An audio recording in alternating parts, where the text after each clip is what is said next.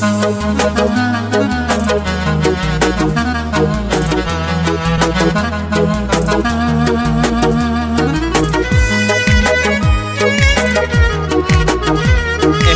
olaraq DJ Qafar Production təqdim edir.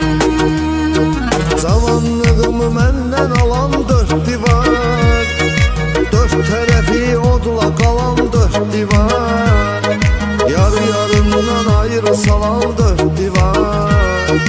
Allah eləyəcəm şikayət səni, yarı yarımdan ayrı salan dört divar.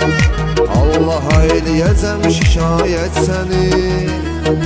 Üzə-üzə hicran səni, həsrət səni, yetim nə günə qoydu məhəbbət səni. Qismətin arzularına qarşı çıxdı, sürdü bu zindanlara qismət səni.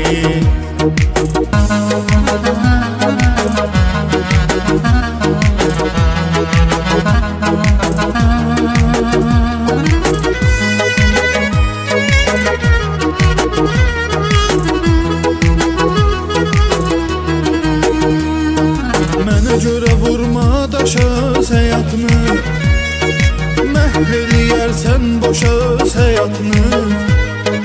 Ailə qur ki mən yaşa həyatını, çəkərəm arada xəyalıma xəlvət səni. Ailə qur ki mən yaşa həyatını, çəkərəm arada xəyalıma xəlvət səni. Üzə-üzə hicran səni, həsrət səni, yetim nə günə qoydu məhəbbət səni. Qismətin arzularına qarşı çıxdı, sürdü bu zindanlara qismət səni.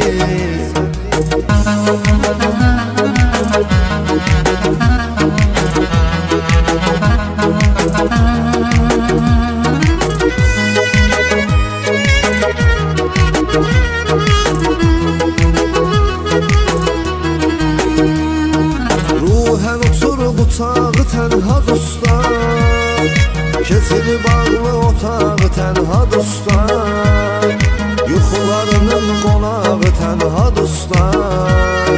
Hər gecə eləyir ziyarət səni, yuxularının qonağı tənha dostlar.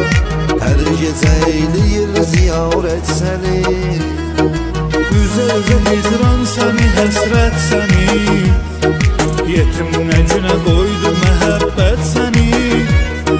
Qismətin arzularına qarşı çıxdı, sürdü bu zindanlara qismət səni.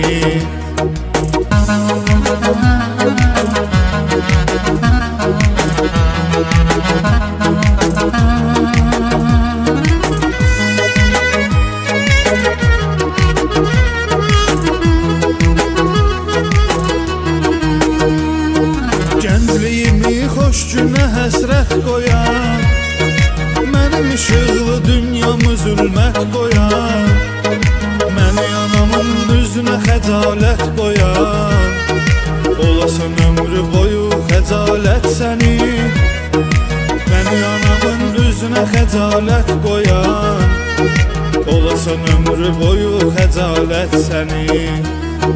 Üzə-üzə hicran səni, həsrət səni, yetim nə günə qoydu məhəbbət səni.